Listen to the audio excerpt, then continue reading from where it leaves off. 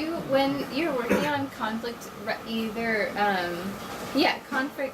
resolution or conflict prevention methods, is your baseline to meet everyone's interests? Sure. That's an interesting question because this is an issue which we have been also discussing. When you talk about conflict resolution, does that mean that we should be able to satisfy each one's viewpoints and needs and that kind of thing? I would say yes and no. Now, there are certain issues, areas where, let me see, positive sum gain type of thing is possible. Now, let's say you have a watershed development project. So, through watershed development, you actually create new water there. You increase the water, you recharge more water, there's a groundwater type of a thing. Now, there, if the community can come up with much more equitable sharing of water, then it benefits everybody. So there are certain situations which can potentially benefit everybody. Even I would say things like, for example, even conflicts around water quality. Ultimately, if you see, it can benefit everybody if you come to some agreement. It's not that one need to lose out. Okay, industries might lose out in the short run because they may have to invest or there may be some restrictions or some monitoring done. But ultimately, it can be beneficial to this.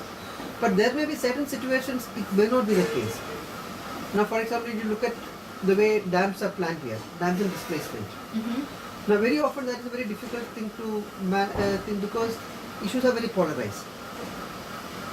There's a big lobby around dam building to the contractors, to everybody else, and the local elites, and up to the government and the people who are supposed to benefit out of this. And there are people who are going to lose out, or there are also people who will get irrigation benefits and things. Now, unless you think of conceptualize the whole role of dams and how you would design and what type of thing in a very different manner, there is no way you can meet everybody's this one. So there probably you need to take a stand of the people who are getting victimized. The people are going to lose out everything. Then organize them, force them so that there is a negotiation taking place which is more favorable to them. And that's why it is a proper rehabilitation or other type of things. So I would say that there are situations in which probably there are approach you can develop in which to some extent you can optimize different conflicting interests. There may be also different situations where, for example, the whole question of allocation, for example. Now, if you say that Hirakud Dam to be more and more allocated to industries, then the farmers are going to lose out. And we can't take a stand saying that no, this is okay, industries are important type of a thing. That's not the issue. So probably then those type of conflicts, then unless you bring in a lot of other issues like how do you bring in more efficiency and other type of a thing for preconditions, then it becomes very difficult to meet everybody's interest and conflict. So we need to go from type or case by case type of thing how this can be worked out. So as far as possible, we would say that through dialogue and whatever, not dialogue but knowledge based or informed dialogue, probably some of this can be brought up, because very often people are conflicting because they don't have the information. Now, one good case is that which my colleague Professor Janakarajan from Chennai, he tried to do was that two things he did. One is that through MIDS, that is the institution he is working, it's an academic institution based in Chennai. They tried to organize research and dialogue on water conflict, water quality issues.